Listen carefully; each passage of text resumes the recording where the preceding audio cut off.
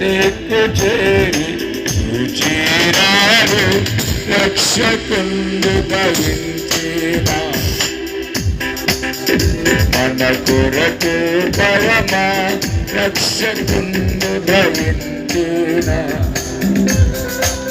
రక్షకుండు భవించేనా వారుదల్లా వెనకకి తిరిగాడు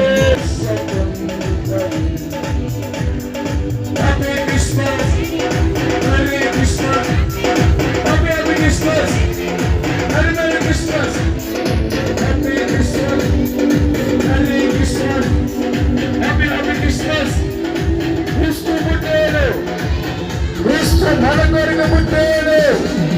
క్రీస్తు ఎంత